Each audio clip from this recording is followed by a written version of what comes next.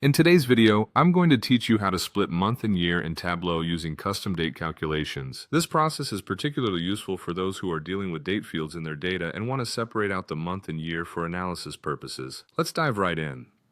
First, open the Tableau public app on your device. If you don't have it yet, you can download it from the official Tableau website. Once you have it open, access your worksheet where your data is located. This is where we're going to work with our date fields. Now let's begin by navigating to the data pane on your Tableau interface. Locate your order date field, which is generally found within the list of fields associated with your data. You'll want to right-click on the order date field. This action will bring up a context menu. From here, select Create and then Custom Date. In the dialog box that appears, we're going to create a new custom date for the year. Give this a descriptive name, something like year. This step will help you easily identify the field later on. Next, under the Detail drop-down menu, choose Year. You should also select Date Part as the return type. This setting will allow Tableau to return just the year part of your date.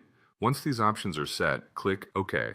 Doing this will create a discrete field representing the year, which you can then drag to the rows shelf. Now, let's move on to the next custom date. Once again, right-click on the Order Date field. Go to Create and select Custom Date. In the dialog box, give this custom date a name that signifies it's a second field for the year, such as Year 2.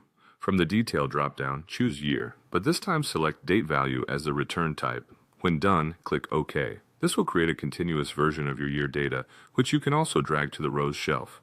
With the year covered, we can now focus on the month. Repeat the process yet again by right-clicking on the Order Date field. Select Create and then Custom Date. Give this a name like Month. Choose Months from the Detail drop-down and select Date Part as the return type. Click OK and you'll have a discrete field to represent the month number, which you can drag to your worksheet's rows shelf. For the final step, we will set up a Month 2 field. Right-click on the Order Date field, select Create, and choose Custom Date. In the dialog box, name it something like Month 2. Ensure you select Month from the Detail drop-down. This time for the return type, pick Date Value. Click OK and you'll have a continuous month number field ready to use. By following these detailed steps, you'll have successfully split your date field into separate month and year components in Tableau, allowing for more granular data analysis and visualization. Thank you for watching, and I hope you found this tutorial helpful.